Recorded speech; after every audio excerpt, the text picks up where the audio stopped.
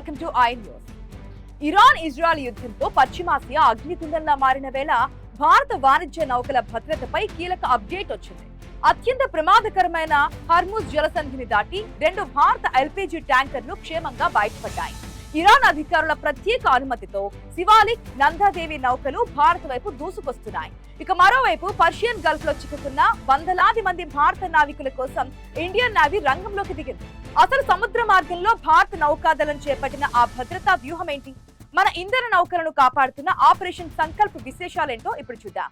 Gulf యుద్ధం సముద్ర వాణిజ్యాన్ని ఉక్కిరిబిక్కిరి చేస్తోంది. ముఖ్యంగా ప్రపంచ చమురు రవాణాకు ఆయువు పట్టు లాంటి హర్ముజ్ జలసంధి ఇప్పుడు రణక్షేత్రంలా మారింది. ఇలాంటి నిప్పులు కురిసే సమయంలో భారత్ కు అత్యంత కీలకమైన ఎల్పీజీ గ్యాస్ ను మోసుకెళ్తున్న 2 భారీ నౌకలు శివాలిక్, నందాదేవి సాహసోపేతంగా జలసంధిని దాటాయి.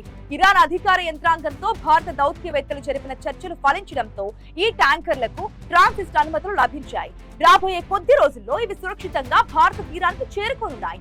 అయితే ముప్పు ఇంకా తొలగిపోలేదు. ప్రస్తుతం పర్షియన్ గల్ఫ్ ప్రాంతంలో భారత జెండా కలిగిన 24 వాణిజ్య నౌకలున్నాయి.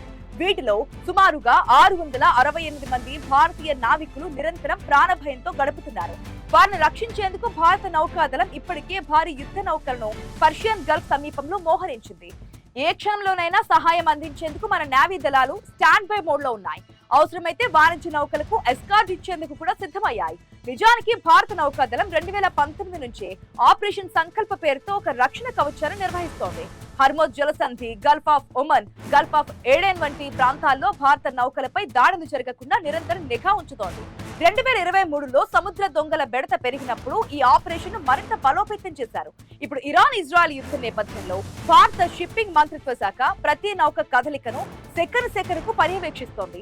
కోట్లాది టన్నుల విలువైన ఇంధనాన్ని, నిత్యావసర వస్తువులను మోసుకెళ్లే ఈ నౌకలకు ఎటువంటి ఆటంకం కలగకూడదన్నదే భారత లక్ష్యం. యుద్ధం వల్ల ప్రపంచ వ్యాప్తంగా సరఫరా గొలుసు దెబ్బతిన్నా భారత నౌకాదళం సృష్టించిన ఈ సెక్యూరిటీ కారిడార్ మన దేశానికి రక్షణగా నిలుస్తోంది. సముద్ర గర్భంలో భారత చాటుతున్న ఈ పవర్ పశ్చిమాసియా సంక్షోభంలో మన దేశ ఆర్థిక వ్యవస్థను కాపాడుతోంది.